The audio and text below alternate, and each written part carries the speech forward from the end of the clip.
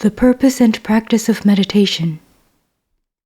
Transcript of Day Retreat Tapes at Helianthus Yoga Union, Athens, January 14, 1996.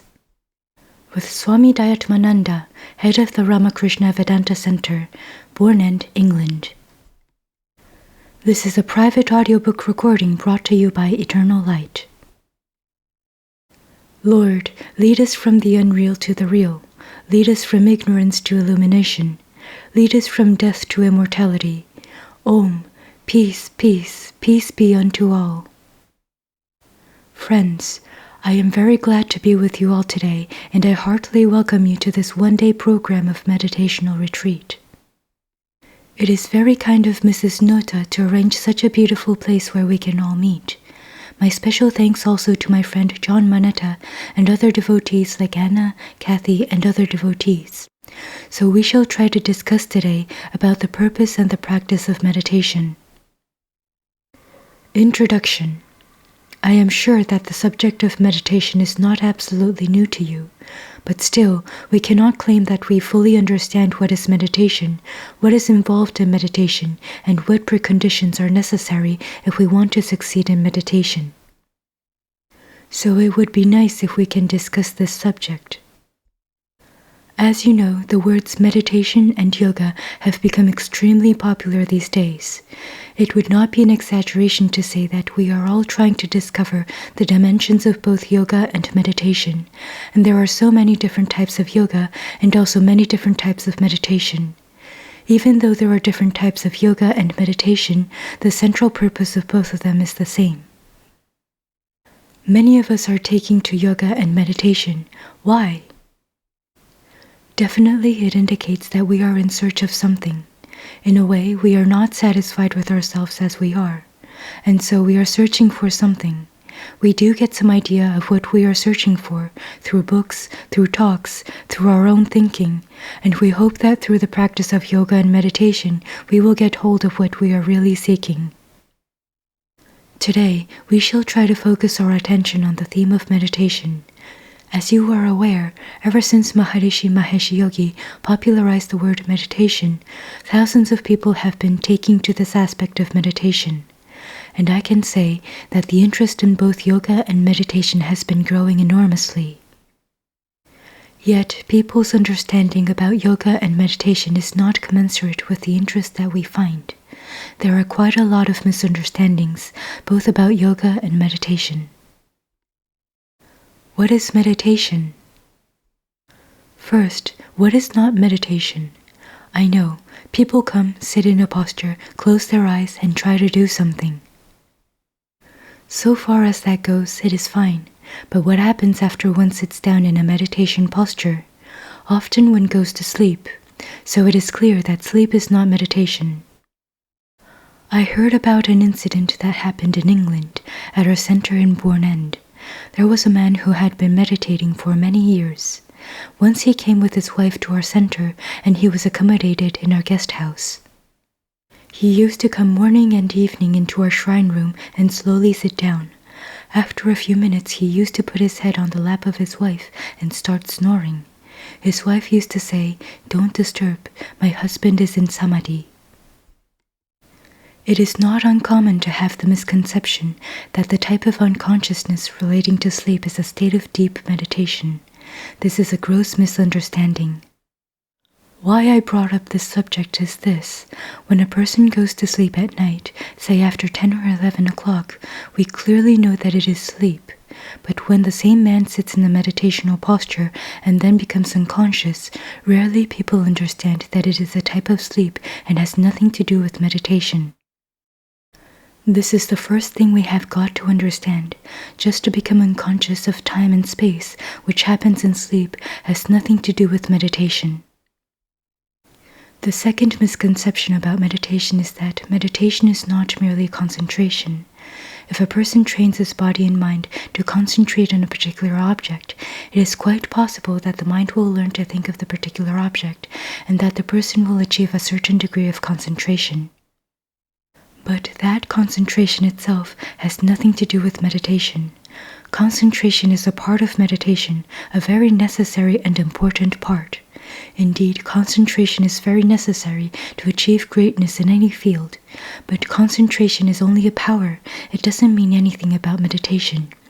If that power of mind, which is called concentration, is directed towards a spiritual goal, then only it becomes meditation. So we are now clear about two things. First, that meditation is not sleep in a yogic posture, and second, it is not mere concentration. Now, what is meditation? We will come to that subject. As some of you will have read in the system of yoga propagated by Maharishi Patanjali, I am sure some of you have studied it. Meditation is just one step before samadhi, and the purpose of samadhi is to find out who we really are. The Vedanta philosophy, and indeed every religion, tells us that we are not what we appear to be. In each one of us there is a spark of God. We are part of God. We are God. We are divine. We have forgotten it. We think we are not divine. We are mortals. We are limited beings. We are human beings. We are unhappy beings. And meditation is the process which leads to us the realization that we are divine. The practice of meditation must finally lead us to that realization. In other words, the purpose of meditation is to make us spiritual. This process of meditation involves 3 steps. The first step is self-awareness. The second step is self-transformation, while the third step is to actually realize that we are divine. Perhaps we can understand this through an analogy. Supposing a person is sick, then the first step would be to be aware that he is sick. The second step would be to get rid of the sickness. And the third step would be to remain healthy, to be centered in health. Meditation involves all these 3 processes. Many people that I have come across who speak of meditation are not willing to take the first and the second steps, but they want to jump directly onto the third step. In addition, you will find that many people have very vague ideas about meditation. If we ask them, why are you practicing meditation? They say, oh, I get a little peace of mind, or I feel relaxed with the meditation, or I want to get rid of nervous problems, or I want to get rid of conflicts which are there in the mind. These are all fine, but that is not the real purpose of meditation at all. Meditation certainly helps one to achieve relaxation, peace, and harmony, but these are not its true goal. The only purpose, the ultimate purpose of meditation is to discover our true nature and achieve total freedom. So if that purpose is not clear in our minds, however much we practice meditation, we are always bound to encounter problems. The purpose of meditation is not to solve temporary problems, but to reach a state where there will be no problems at all. Naturally, it needs tremendous willpower, understanding, perseverance, and patience. In other words, it involves total life. We shall be discussing some of these points in detail. What I would like to do today is to go into the real purpose and the conditions necessary for successful meditation. Please do not expect that I shall show you a very short and easy way of meditation, whereby you can immediately merge in samadhi. Once you understand the meaning of life, its ultimate goal, and the paths that lead to that goal, then you can adopt whichever methods suit you and slowly progress from there. Meditation involves total life. The first point that I would like to discuss is that meditation involves total life. By total life, I mean that not only the whole of our life is to be dedicated for the purpose of meditation, but I also mean that there is no division such as, this is my office life, this is my family life, and this is my spiritual life. There is no such division. Meditation involves the complete life, 24 hours a day, 365 days a year, as long as we are alive. It may be a bit discouraging, such a horrible thing, no holiday, but that is what meditation is. But it has its benefit too. Its long and permanent benefit is there, if we understand what it is. Before undertaking the practice of meditation, we must examine ourselves to find out, do I really want to meditate? How much time do I want to meditate? Am I prepared to pay the price? Because there is no free lunch, as the Americans say. The result we get is exactly equivalent to the amount of effort we put in, no more, no less. So this is the first point, and it should be very, very clear. Meditation involves total life. an attempt to rise to a higher state of consciousness.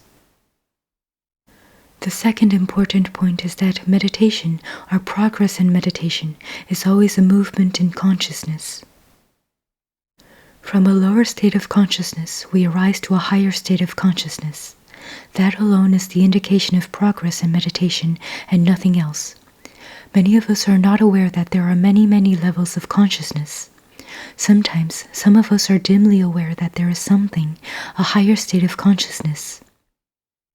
At some rare moments in our life, for some unknown reason, we suddenly rise for a moment to a higher state of consciousness when we feel that the entire universe has become one with us. It may come perhaps by witnessing beautiful scenery like a sunset or a sunrise, or while listening to a beautiful piece of music. Sometimes this experience can happen even while witnessing a completely commonplace scene. I remember an incident when I was in Bangalore. At that time we were constructing a temple. We had employed some women to work as coolies. They used to come at about 8 o'clock, work till about 12 o'clock, and have a lunch break. One day at about 12 o'clock, I had gone to see the progress of the work when I saw a shriveled old coolie woman with a small baby. She had brought the baby to the workplace and put it under a tree. At lunchtime, she came eagerly, took the baby in her lap and was suckling it. I was passing that way and happened to look at that face of the mother. Such a wonderful expression I found in that old woman. I cannot forget it.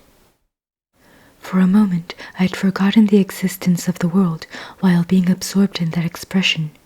It was so marvelous, an ugly old woman, but she was feeding her baby, and the way she was looking at her baby was so marvelous. I felt that there existed nothing in the universe but love, and that moment remained so much in my memory that even today I remember it so vividly. Would to God we can abide all the time in that state. That would be the state of divinity. That would be the state of God. There was no conflict, there was no time, there was no space, there was no separation. That was one of the highest states of consciousness. Unfortunately, these states do not come to us whenever we wish. They just come triggered by some external event. The purpose of meditation is to consciously capture this state of consciousness and to abide in it forever.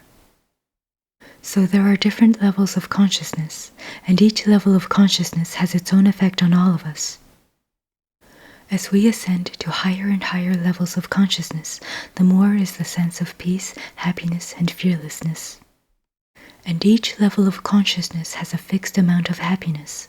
Whatever effort we may make to increase that happiness at a particular level of consciousness is bound to fail. So the only way to achieve higher happiness and peace is to ascend to higher levels of consciousness. This means that the only way to ascend to higher levels of consciousness is to give up the lower levels of consciousness, and meditation is the process which helps us transcend lower states of consciousness by giving them up, and this enables us to ascend to higher states of consciousness. All our efforts in life or work or meditation are only meant to remove the obstructions. They do not create any new kind of experience. What I mean is that we don't create any higher type of consciousness. We don't create any higher type of happiness. We already have the highest type of consciousness, the highest type of happiness within us. Meditation is an effort which merely removes the obstacles. As soon as the obstacles are removed, we attain to higher levels of consciousness. When I said before that it is a movement in consciousness, this was what I meant. Usually we feel that when we can forget the outside world, i.e. time and space, we feel an experience of joy. This is a negative type of experience, not a positive type. For example, we have deep sleep and we experience such a tremendous amount of peace and rest in it. Why is that so? Because we do not have the problems that we have to face when we are awake. This is not a real positive experience of happiness, it is just closing our eyes to problems. The same thing is done either through drugs or alcohol, or through playing cards, or through watching TV. This is just killing time, not overcoming it. It explains why drugs, sleep, or alcohol, which seem to give us a temporary type of peace or happiness, in the long run leave us much worse than before. But meditation is a process whereby we face these obstacles, overcome the problems, expand our consciousness, and slowly ascend to higher and higher types of consciousness. Meditation is not running away from reality by closing our eyes, but directly facing problems and overcoming them, and that is the only way to attain permanent and higher happiness. The nature of consciousness is such that the higher we ascend, the whole world seems to become all the more unified. We become united by transcending both time and space, and we become one. Ordinarily, what we call consciousness is awareness of time and awareness of space. In space we are aware, I am different from you, this table is different from me, everything is different from me. Consciousness is therefore, as it were, getting itself divided more and more in the form of space. As for time, we divide it into past, present, and future. And the more we are aware of these divisions of time, the more unhappy we become. Let us for a moment consider the concept of happiness. The nature of happiness. What is this which we call happiness? When we become united with a thing and forget our separateness from it, that is what we call happiness. Take a simple example. Suppose I like nice cakes and that I feel hungry and wish to eat a cake and be happy. Slowly, my imagination works. The more I imagine, the more I succeed in forgetting other things. So either the cake comes to me or I go to a shop to buy it. Slowly my mind is becoming more and more concentrated on that. Then comes a moment when I take the piece of cake and put it on my tongue, and then I say, I am very happy. Now here is something which all of us need to think about, and it is equally applicable to all types of happiness. There is a split second at the moment when the cake becomes one with me, when I forget everything, time, space, everything, and that is the moment when I experience happiness. But it lasts for a very, very short time. Next moment, the memory of that experience comes, but already the moment of happiness has passed away. What we call happiness afterward is not the experience of happiness, but the recollection, the memory of that experience. And as the memory becomes more distant, our experience of happiness also becomes less and less. I will try to give another example, because most of us do not understand the nature of happiness. Let us suppose that on a fine evening, when it is neither cold or hot, you are at the top of a beautiful mountain, and you are sitting there watching the setting sun. As you are watching, there comes a moment when you forget everything, maybe for a split second, but you forget everything. At that split second, you have become one with that experience. You are not experiencing, are one with the experience. After a moment, the experience passes, you become separated from it. You feel, I am the experiencer, here is an experience. At the moment of experiencing, there is no mind which stands aside separately and says, this is very nice. You have absolutely no mind. When the mind becomes separated from the object of experience, then you say and describe mentally, how beautiful, how wonderful, how marvelous. Now try to understand the nature of the experience where the experiencer becomes one with the experience. That is the moment of highest happiness. When you come down from that state, what happens is that you recall the experience and try to say, yes, it was wonderful, I am very happy. Now that experience which you had for a split second, you can call it samadhi. It has got two characteristics. One, you have become totally detached from everything that you call the world, which means time and space. And second, you have become absolutely united with that which you call an object, event, or whatever. This is the nature of happiness, of any happiness. What happens whenever we ascend to any higher level of consciousness? The experience of our limitations become much reduced. Our capability to abide in that higher experience becomes more pronounced. That is how our happiness becomes higher and higher. Naturally, the precondition for experiencing those higher states of consciousness is the gradual detachment of our identity from the lower states. Our Vedantic teachers have divided the human personality, which consists of consciousness, into roughly 5 levels. And as we go on ascending to higher and higher levels or states of the personality, our experience of joy and happiness also increases to that extent. It also becomes more expansive and more abiding. So the purpose of meditation is to ascend from lower levels of consciousness to higher levels of consciousness. How this is done, what methods we could adopt, and what conditions we have to fulfill in order to succeed, that we will try to discuss as far as possible in our next class. To summarize what I said today, meditation is not sleep, and it is not mere concentration. Meditation involves total life, and it is a movement in consciousness from a lower state of consciousness to a higher level of consciousness. I have also said that the human personality consists of 5 parts. If we want a higher level of happiness, we have to give up the lower levels of consciousness and slowly ascend. There is a definite system which can help us to do this. If we are truly, sincerely determined, the way is open to us. Questions and answers session. Question: no indication. Answer: it is a very important question, but also presumes that we must have a clear understanding of the subject. What actually is meditation? I said that it is a movement in consciousness. What I mean is, in the process of meditation, we are trying to ascend to higher levels of consciousness. Now at this moment, we are conscious that we are human beings, isn't it? Throughout the 24 hours, whatever you may be doing, you never lose the consciousness that I am a human being, right? So now our problem is that we are not happy with this consciousness.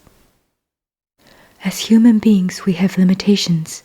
Although our body is changing, we want to be in the same state of health and happiness, but it is not so.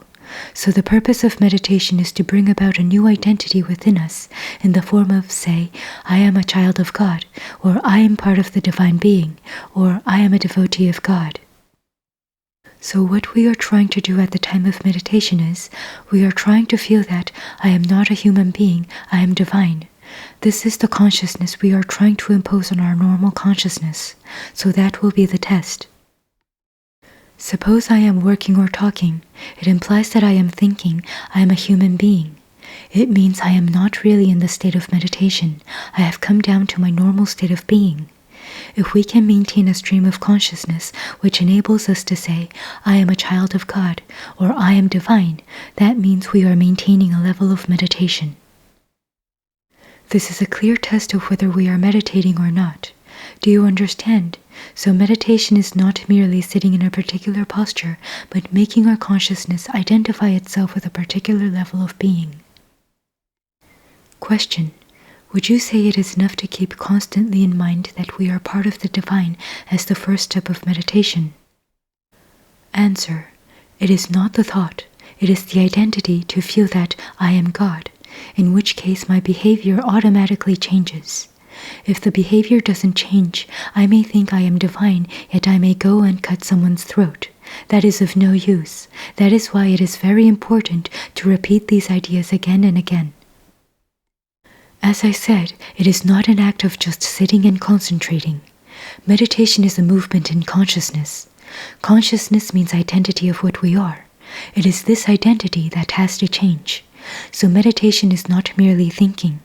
Thought is a product of consciousness, but consciousness is not a product of thought. Thought comes from consciousness, and consciousness is the origin of that which we call I, consciousness. That has to change its identity. I will give you a small example. It may be a little bit detailed, but it's nice. Suppose I think that I am a man. Naturally, I will think better of men, and I will have something against women. Women are inferior, or this or that. But suppose by meditation I think that I am not a man, but I am a human being. Then what happens? My bias against women disappears. If, again, I can feel that I am not a human being, but I am a being with life, then I will have no bias against any being, be it an animal or a bird or a plant or anything. I feel myself identified with everything living. If I go still further and say, I am not only a being with life, but I am one with existence itself, then the sun, the moon, the stars, the wind, the water, the flowers, living and non-living, everything becomes one with me.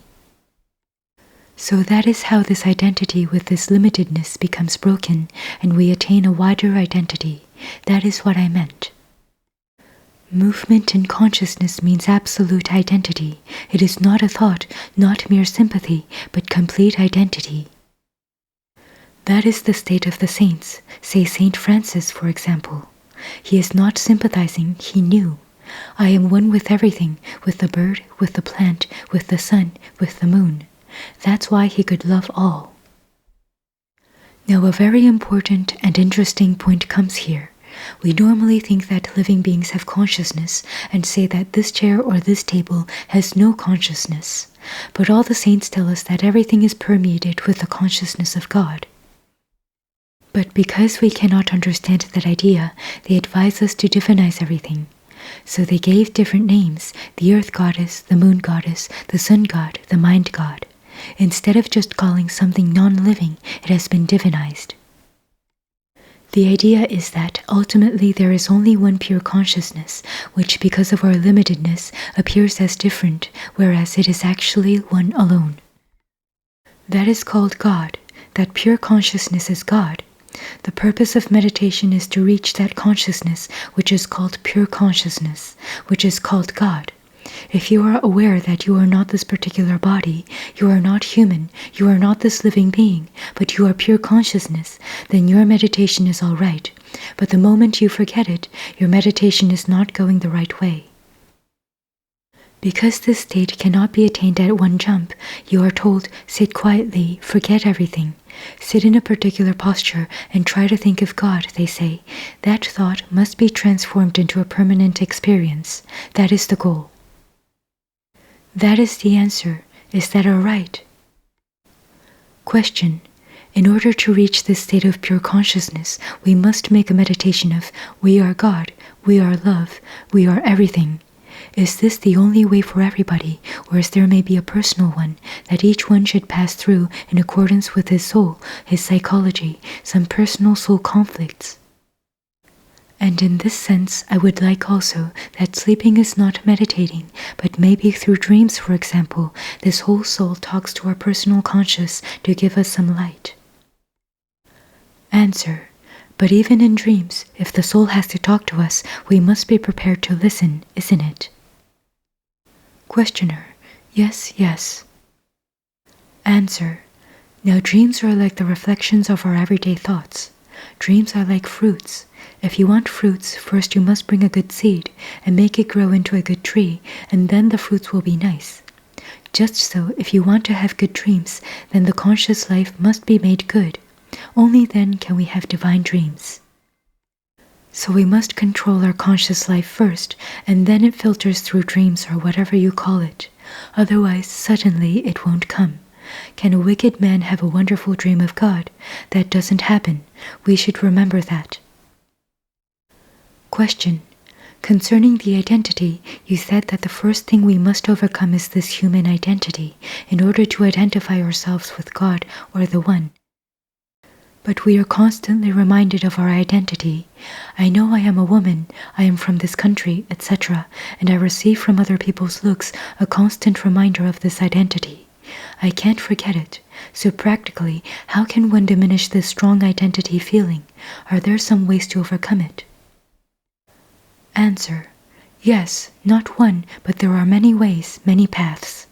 All these different paths are roughly divided into 4 categories, which we call 4 yogas. The meaning of the word yoga is to connect ourselves with God. Any path that connects us with God, or in other words, with pure consciousness, is called a yoga. And there are 4 such important paths. I am sure you have heard about them. In Sanskrit, we call these yogas Karma Yoga, Bhakti Yoga, Raja Yoga, and Jnana Yoga. These are the 4 paths. Depending on which faculty is predominant within us, we try to connect it with God. Each one of us has all these 4 faculties. We have the faculty of action, the faculty of emotion, the faculty of intellect, and the faculty of will. If the faculty of action is predominant, we can't keep quiet. We have to work. But instead of working for my own benefit, for my own livelihood, if I can say that I am rendering service to God, that becomes the yoga of action. If I can feel that whatever I am doing is a worship of God, that becomes the path that slowly takes us from that limited identity and expands it. The next thing that we have is the faculty of emotion.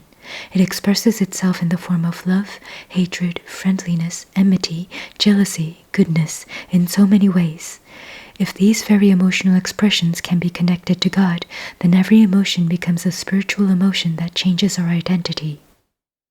In our scriptures, we call this Bhakti Yoga. What we are asked to do in this path is, if you want to be angry, don't be angry with other beings, be angry with God. If you want to love, don't love any human being, love God. If you want to be jealous about God, not of ordinary human beings. So the idea is, whatever emotion it may be, if it is connected with God, you are only thinking about God. So in the course of time, if we can constantly think of God through these various emotions, then ultimately we reach God, we become one with God. This is the path of emotion, Bhakti Yoga. Then there is the faculty of intellect. The chief way of this path is to discriminate constantly.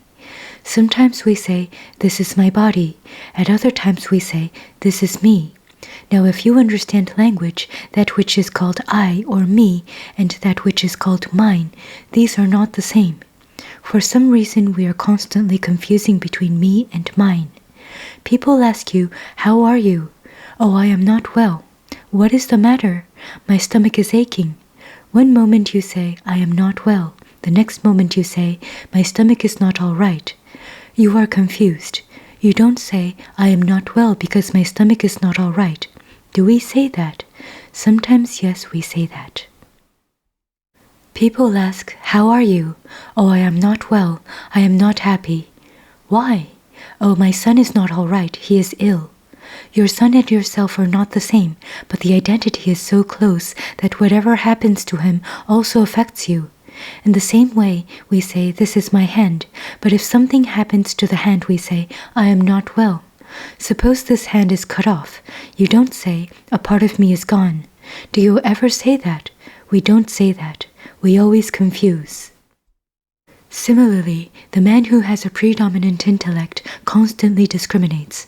I am not the body. I am not the sense organs. I am not the mind. I am not the ego. After discriminating and denying everything, whatever remains, that is the real self. There is no further thing that can be said. This is not me. He alone remains. That is the path of knowledge, of discrimination. The last path is the Raja Yoga. The specialty of Raja Yoga, and of Karma Yoga too, is that there is no need to believe in a God. There is not much need to discriminate. There is not much need for emotional expression. What the Raja Yogi has is tremendous willpower. So he puts his mind on any object, maybe a flower, or it may be a bird, or it may be a book, and just goes on concentrating with full consciousness. That is important, with full consciousness. The more he develops his power of concentration, the more the object gets rid of its many qualities, until finally its pure substance, which is pure consciousness, reveals itself to the meditator. So these are the 4 practical ways. In daily life, we can take the help of all these: a little discrimination, a little devotion, and a little bit of meditation, and of course doing our day-to-day duties without too much of expectation, without being affected. That slowly brings us to the goal. Is it clear? Let us never forget that the purpose of any spiritual practice is to change our identity. We should not only think about the method, but the result. The final result is to change our identity. Many times we make this mistake. We take the spiritual practice as something equal to spirituality. I'll give you an example. If you dress a monkey in a nice coat and tie, will it get a job in an office? I give you this example because in life that is what is happening every day. Here is a practical example. There are many clerks, and each one of them wants to become a manager. Maybe one of them gets promoted to a manager position, and very soon he has a nervous breakdown. Why is it so? Because he has changed his dress as a manager, but his identity as a clerk remained the same. He has not identified himself as a manager. He is trying to do managerial jobs, but his identity is a clerical identity. That's why there is a conflict. He cannot cope with it, and very soon a nervous breakdown is the result. The same thing happens in spiritual life. What happens when we go into a nice shrine room and sit and meditate there? Very nice meditation. But the moment we come out of the shrine, there is a conflict with our day-to-day world. What happens is that, although we can have some nice thoughts of love, peace, and other things in the shrine room, we have not changed our identity. The moment we come out, we get back our old identity. There is a conflict between the worldly and spiritual life. This is what I observe in many of the so-called yogis and saints and famous gurus. They fall. Either there is a scandal or corruption. Because they have not changed their spiritual identity, they are still the same worldly people. Cultivation of virtues. That is why, to avoid these dangers, we are advised to cultivate certain virtues. Before we take to spiritual life, we should cultivate truthfulness, honesty, sincerity, love, and unselfishness. These are the virtues which help us. Then only our spiritual journey starts. Raja Yoga calls them yama and niyama. Few want to practice them. Everyone wants to go straight to the top, to the 7th floor. So to practice spirituality in day-to-day life, we start with yama and niyama. Do you know what are yama and niyama? Yama consists of 5 virtues. First is non-injury, ahimsa. Second is truthfulness, satya. Third is non-stealing, asteya. Fourth is observance of continence, brahmacharya. Fifth is non-acceptance of gifts, aparigraha.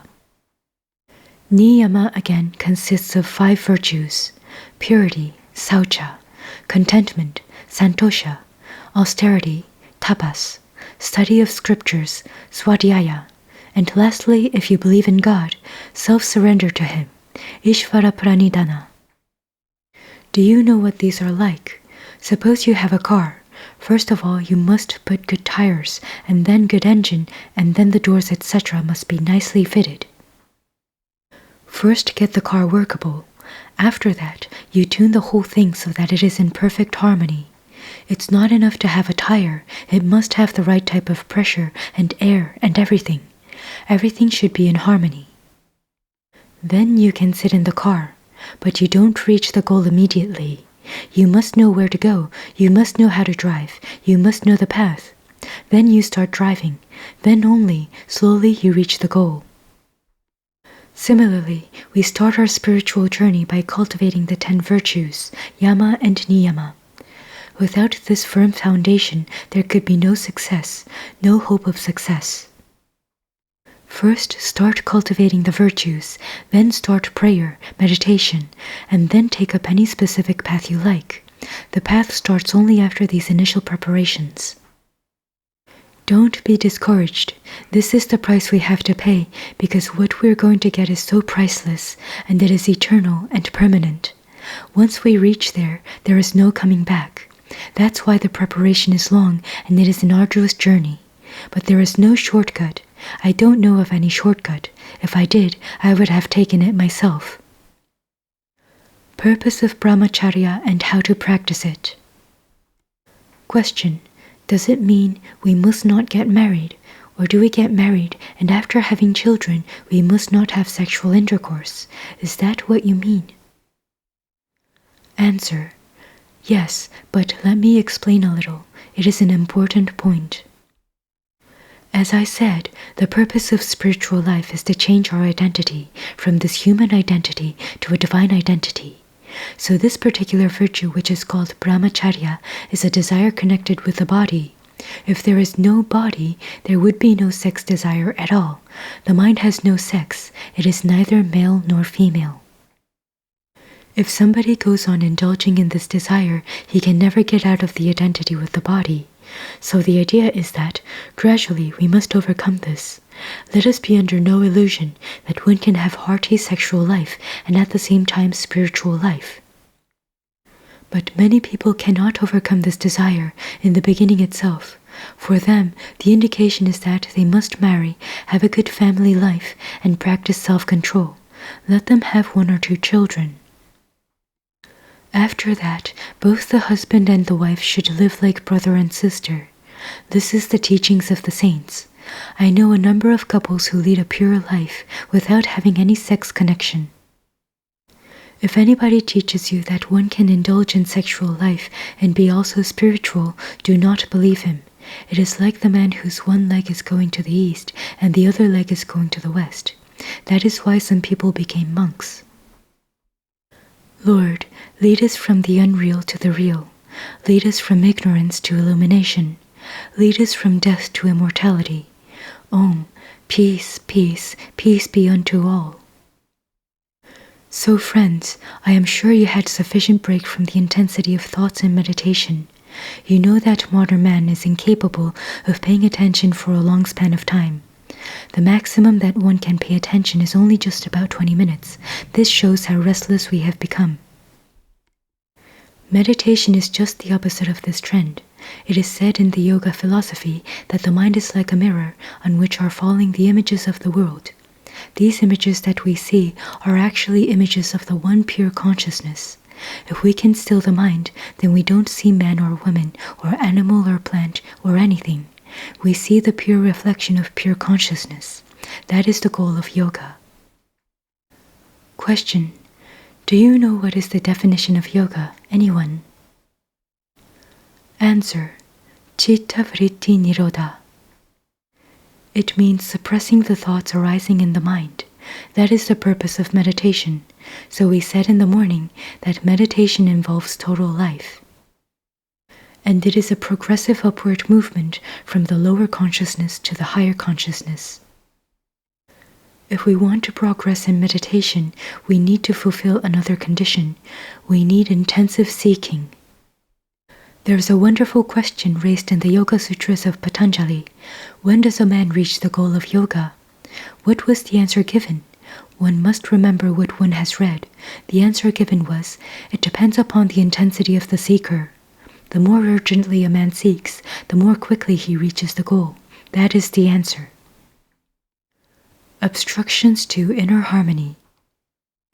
We would like to reach that goal. We would all like to see God. But something seems to be pulling us back, isn't it? What is it that pulls us back?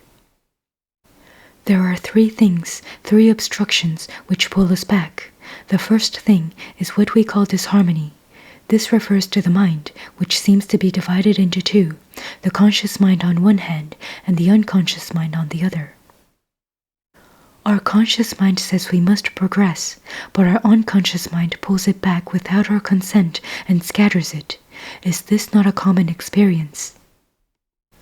We sit for meditation with good intentions, full of hope, but next moment we find our mind has gone out somewhere. The reason for this is our intense attachment to the world. Patanjali again classifies this attachment into two categories. He calls it raga and dvesha. Raga means intense attachment. Dvesha means intense aversion. Now you may say, attachment is attachment. How is aversion an attachment? Attachment works in two ways. Positively, it works in the form of attraction. Negatively, it works in the form of aversion. How do we know that what we call hatred or aversion is also an intense kind of obstacle and attachment? We know it by its effect. For example, you sit for meditation. Supposing you have a child whom you love very much, what happens as soon as you close your eyes? The form of your child comes into your mind and, "Mummy, Mummy, I am here, don't forget me." So your mind cannot concentrate on God or on any special object you decide upon.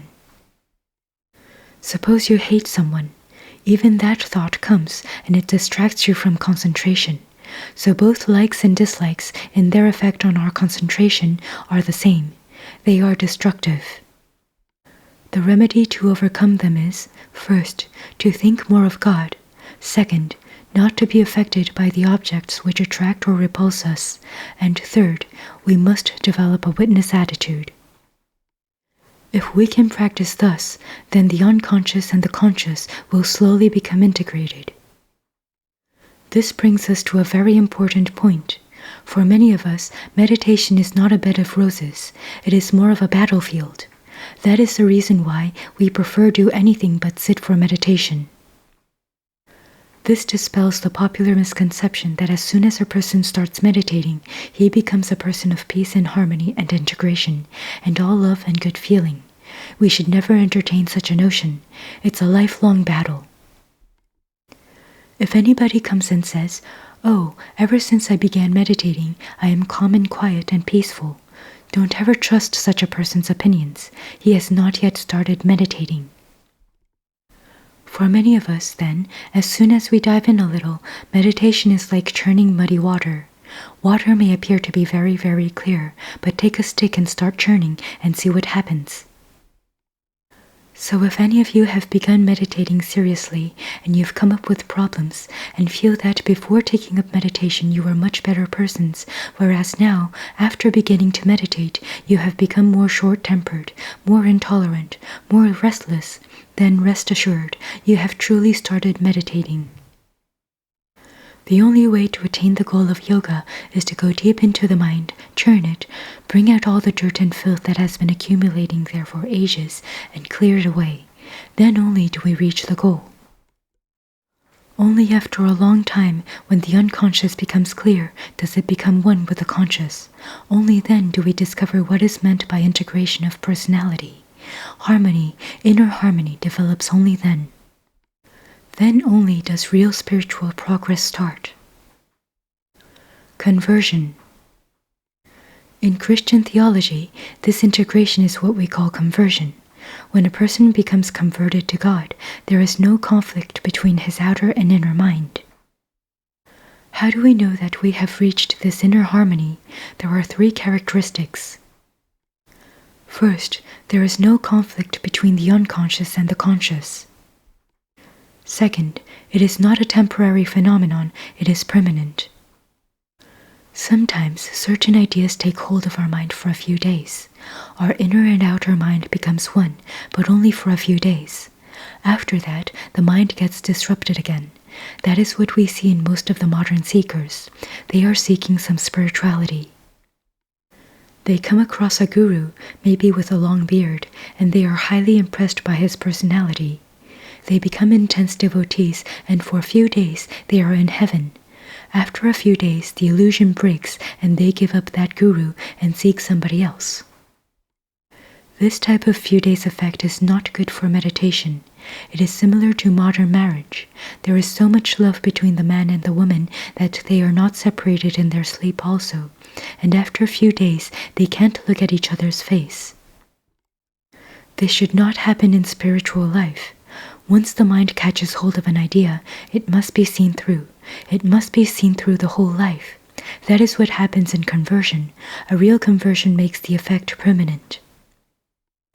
The third characteristic of conversion is the mind is integrated because of a holy idea, a sacred idea, and never by any worldly idea. You see, it is also possible to become integrated in the worldly life because of hatred, because of jealousy, etc. Or it could even be a positive idea. A great scientist may be so much interested in discovering some scientific fact that his whole life is dedicated only for that purpose. But even such a type of integration, even though it is permanent, is not going to bring him illumination because it is directed towards a worldly object, not to a spiritual object. So to summarize, the characteristics by which we can know whether a real spiritual conversion has taken place are: first, there is an integration of personality.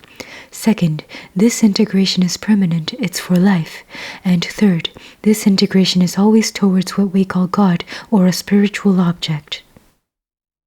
This integration is one of the conditions necessary for the success of meditative life. External harmony. I talked about inner harmony, now I must also speak about external harmony. What I mean is, you see, many times external circumstances may not be favorable to us. The persons with whom we live may not be spiritual, the places where we happen to live may not be convenient, and it may be that we are not living in harmony with the external world. If we fail to live in harmony with the external world, then to that extent our battle becomes that hard. So here too, the body, the physical concept of the body, is involved. We must eat what is right for us in the right quantities at the right time. And in the social circumstances in which we are placed, we must develop some type of harmony.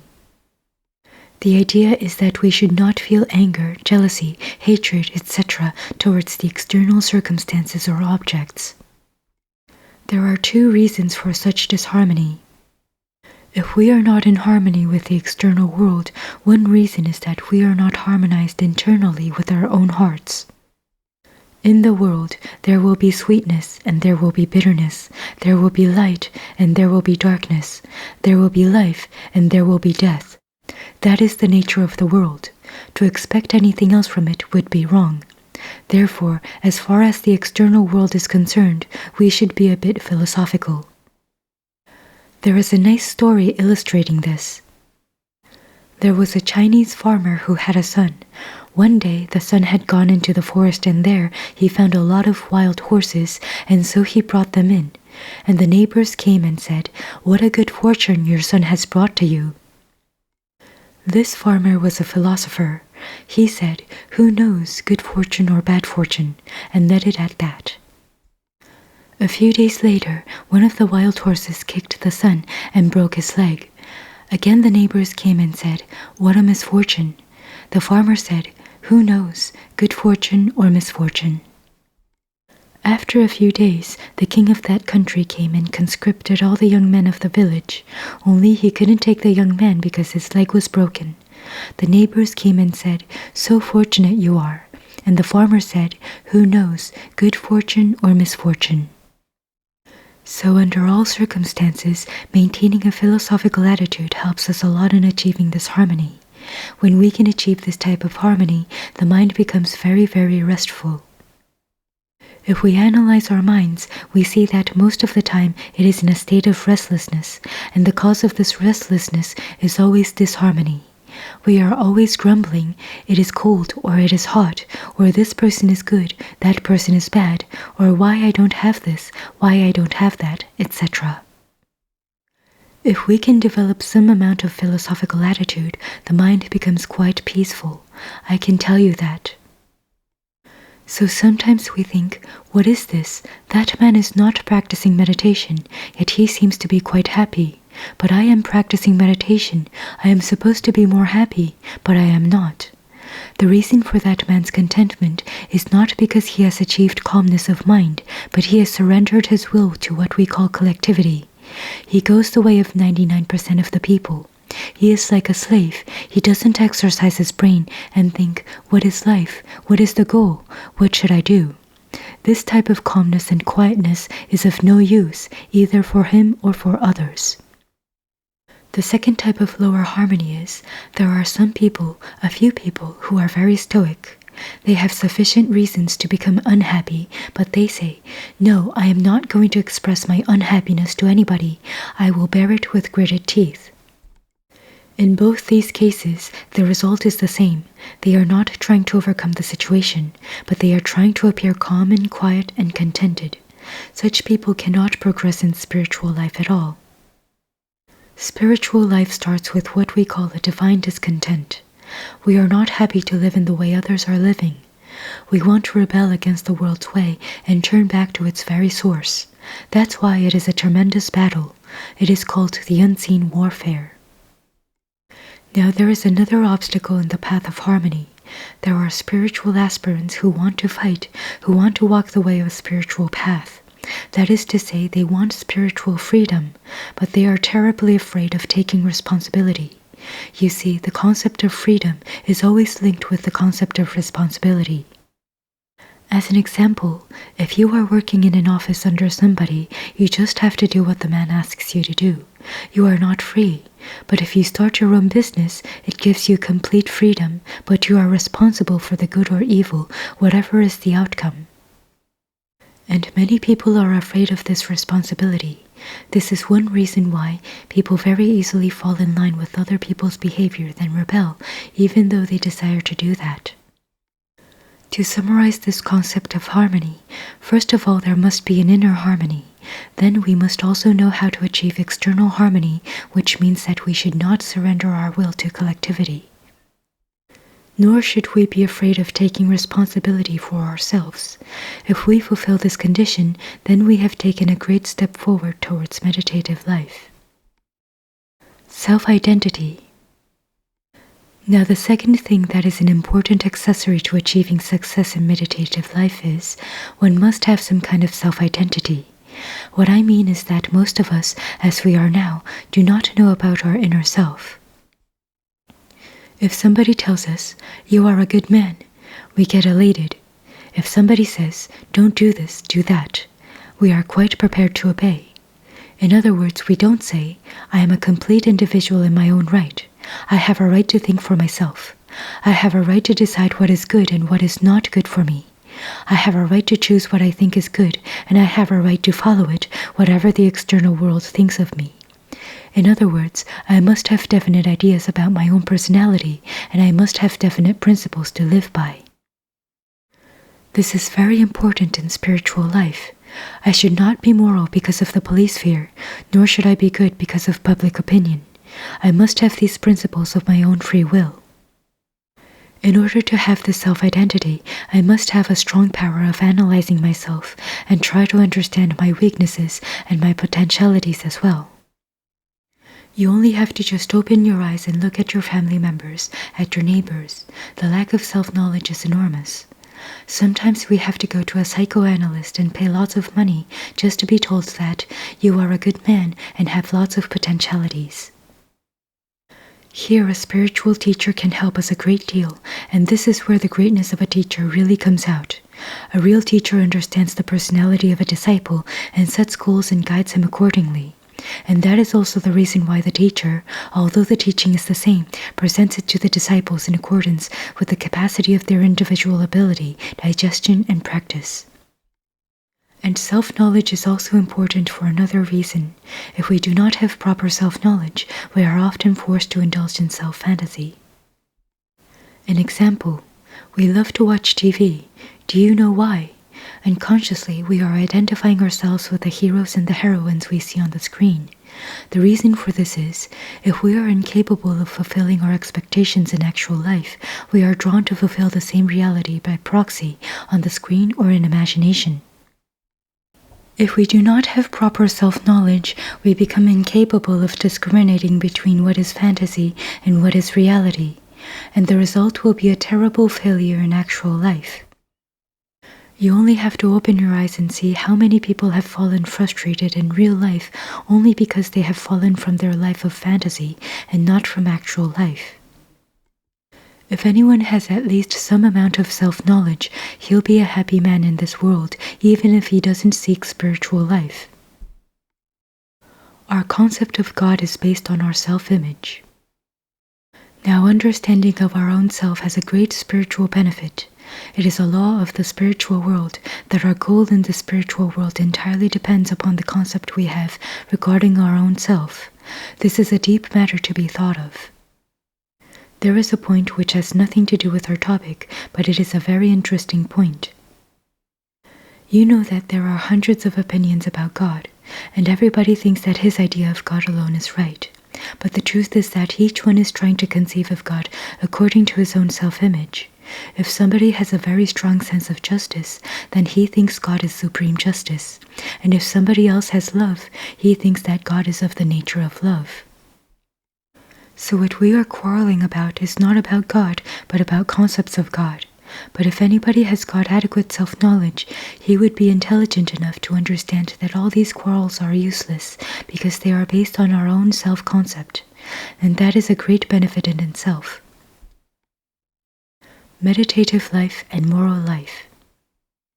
We come to one more point in this class and then we'll stop.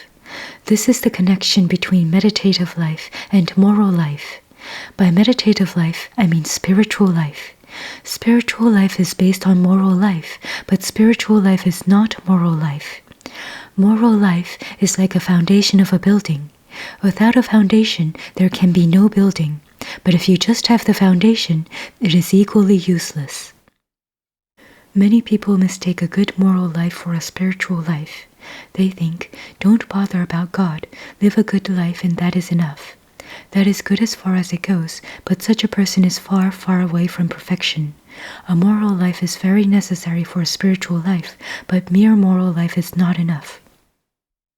This is a point that spiritual aspirants need to understand, because after starting a little meditative life, one becomes more sensitive, loving, and sympathetic. Such people become so sensitive that if they have to be harsh, even though they are justified, they feel terribly guilty. Simplicity of conduct. There is another point of importance. Usually spiritual aspirants try to be truthful, gentle, loving, and considerate. So they make certain rules and try to follow them. Sometimes, however, they may not be able to follow them. Then they fall victim to restlessness and suffer unnecessarily. What we need is a general guideline for our behavior, and we should try to put it into practice. If for some reason we are not able to do that, we should not bother too much about it. Just to give an example, suppose you feel that any guest who comes to your house must be treated extremely well. That is a very good rule of conduct. Supposing a guest comes to your house and for some reason you don't have enough things to offer him. You don't have to fall over your heels and go on apologizing to the man, feeling uneasy in your mind. Simply offer whatever you have with simplicity and love and finish with that affair. Otherwise, endlessly we go on, "Oh, I don't have anything, I am so sorry." After that you phone, "Oh, I am so sorry." After that you write, "Oh, I am so sorry." All this is complexity of conduct. Such behavior soon turns into snobbishness. To give another example, this time from spiritual life, supposing that you make a rule, "I will bathe and then only sit for meditation." Perhaps one day there is no water. You don't need to worry whether God becomes angry with you because you haven't taken a bath. Just wash your hands and go and sit and pray wholeheartedly. The idea is, simplicity of conduct should not become a burden on your minds, taking away all our time and energies. This also applies to our inner meditative life. Supposing we make a rule that we should not think ill of any person.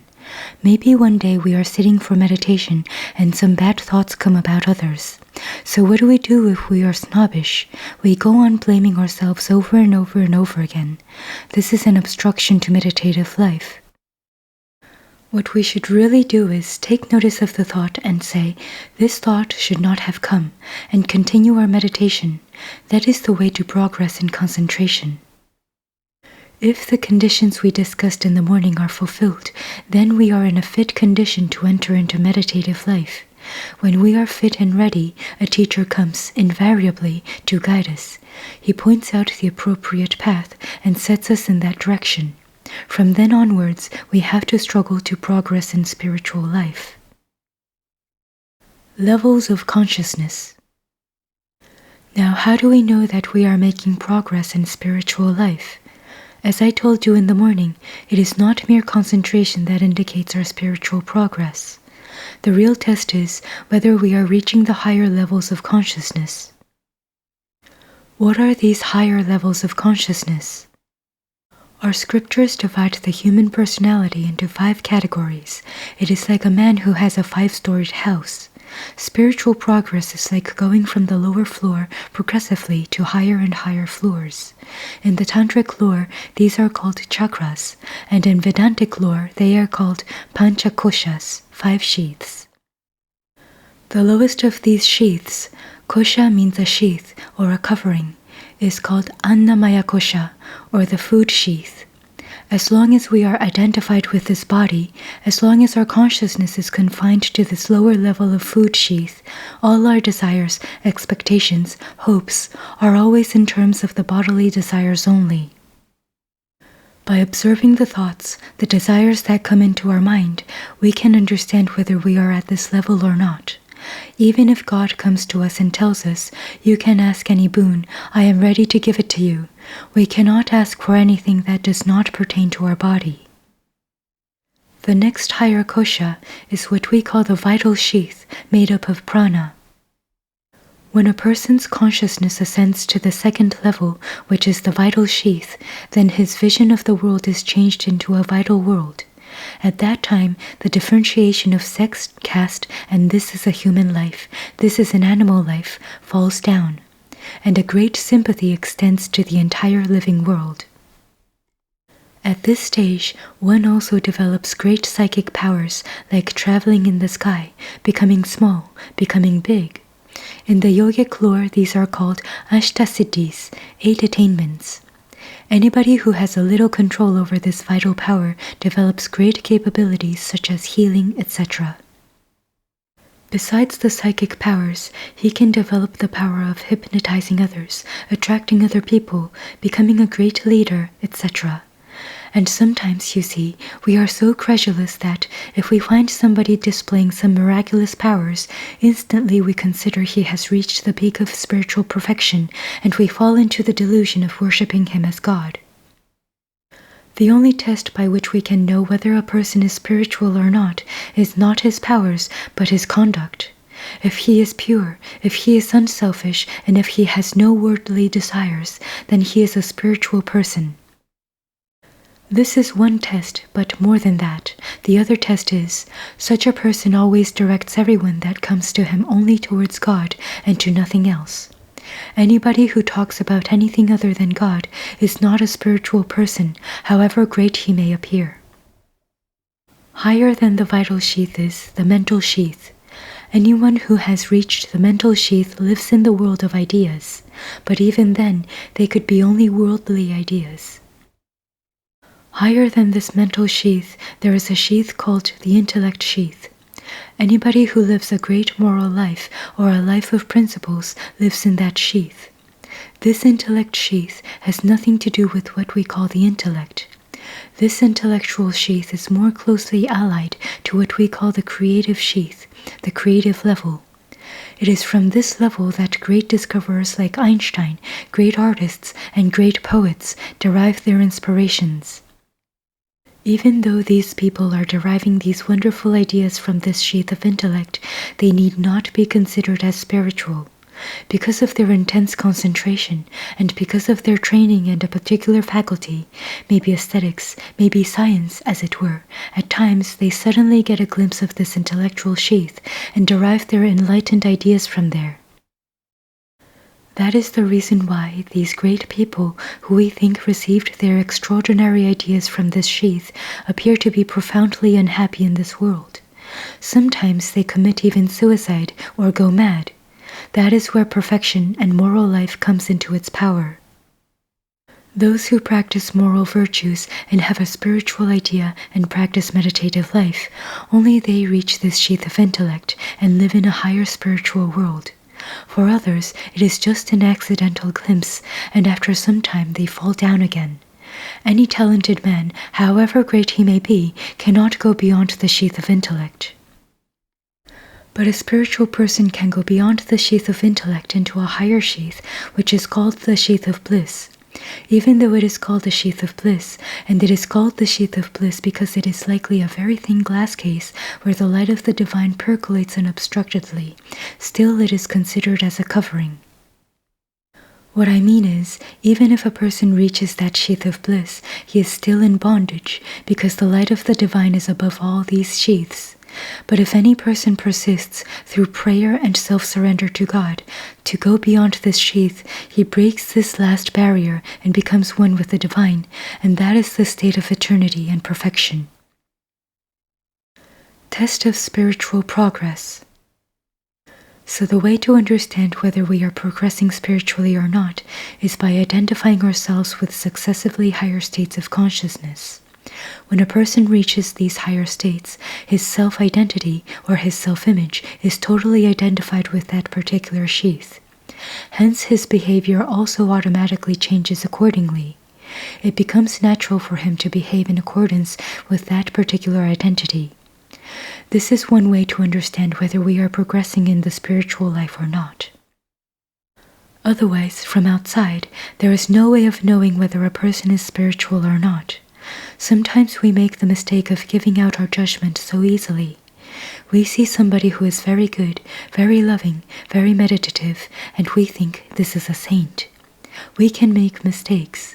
Only we can know whether we are spiritual or not. Each one of us has to find it out for himself. Because we can sometimes think we are spiritual while not being spiritual, one sure test for this is, anybody who is spiritual can never commit anything wrong. But anybody who doesn't commit anything wrong may not be necessarily spiritual. A moral man who never does anything wrong may not be spiritual, but a spiritual man will never do anything that can do any harm or any wrong to other people. So it is only the spiritual teacher and one's own experience which can confirm the spiritual progress. This is the reason why our scriptures state that the following 3 things are considered necessary to confirm one's spiritual progress. 1. The teachings of the scriptures. 2. The teachers, one's spiritual teacher's experience. And 3. One's own experience. This is also the reason why teachers and scriptures are so very necessary. If we are sincere and really eager to realize the spiritual goal, then invariably God sends a spiritual teacher wherever we are. Have no doubt about that. It is up to us to ask ourselves whether we are genuine seekers or not. And anybody who is really sincere is sure to reach the goal. This is the evidence of all past saints and mystics, and we can bear witness to this fact in our own lives. I tried to discuss according to my understanding what conditions are necessary for a good and fruitful meditative life. I have not indicated a single practice of how to do actual meditation because, if we are sincere, the path will be shown to each one of us at the right time. However, does it mean we should not sit and try to meditate? No. Vipassana Meditation. What we can do is to start practicing right now with the little we know.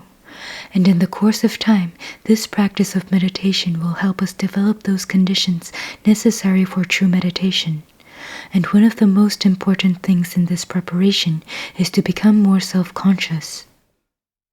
Most of the time we do things so unconsciously. We talk unconsciously, we breathe unconsciously, we read unconsciously, we listen unconsciously, we eat unconsciously. It seems 99% of the time our mind is not on what we are doing at any given moment.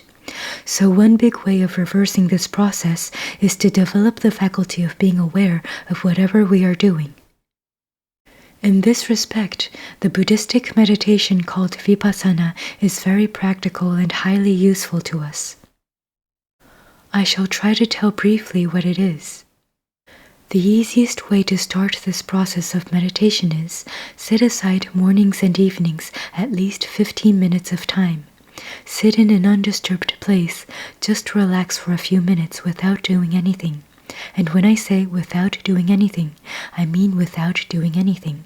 And by that I mean keeping first of all the physical body calm, quiet, and unmoving. And by that also I mean not to go on looking at our fingers or scratching, etc. All these are expressions of restlessness. Just go on watching the body, see that it is completely relaxed, calm, quiet, tranquil, unmoving, just for 2 or 3 minutes. Then try to focus the attention on various parts of the body. Through our mind, let us be aware. Here is my left hand, here is my right hand, here is my right leg, here is my left leg, here is my back, here is my head, etc. Go through every single part of your body with your mind and try to be aware of its state. Is it relaxed or is it tensed? How is it? If it is in a state of tension, try to relax it. This is a very relaxing, restful type of meditation. If you can do it morning and evening for 2 or 3 minutes, you will understand how much tension we are creating to the physical body without our knowledge. And if you succeed in relaxing, a great energy is released both in the body and in the mind. And I can tell you also how to have a nice sleep. Usually we are accustomed to just lie down on the bed and try to sleep. Most of the time we fall asleep by habit. But there is a way, if you practice, by which you can have a very restful, deep sleep. Lie down on the bed and don't try to listen to any music at that time. Falling asleep while listening to music can be a great obstruction to a real good sleep. If you want to listen to music, do it before lying down, in a sitting posture and with full consciousness. So lie down and spread out the legs and the hands. Don't go on twisting them like this, you know. Some people twist and turn and creating tension. Just release the limbs, feel separate from them, and slowly relax, limb by limb. Just try it, starting from the head. My head is relaxed, my eyes are relaxed, my back is relaxed, my hands are relaxed, my legs are relaxed. Go through this process 4, 5, 6, as many times as necessary. You will see that at some point of time you will consciously fall asleep, and the sleep which you then get is a real restful sleep. Of course, I do assume that you don't have too many worries in the mind. That is a precondition. So this is one way of falling asleep nicely. You'll get up rested and fresh, which again helps in your meditation. Now coming back to the Vipassana meditation, sit down without doing anything, then slowly relax all the limbs of the body, and after that, try to observe the breath. Don't control it, don't prolong it or shorten it, let it flow naturally. And one good test of concentration here would be, try to count from 1 to 10 at each breath, but see that no other thought comes, only the thought of observing the breath. When you have succeeded in counting from 1 to 10 without any interfering thought, then count up to 20, then make it 30, then make it 40, then make it 50. You don't need to go further than that. Next, instead of simply observing the breath, try to think it is not the air which is going out and coming in, but it is Om which is going out and Om which is coming in.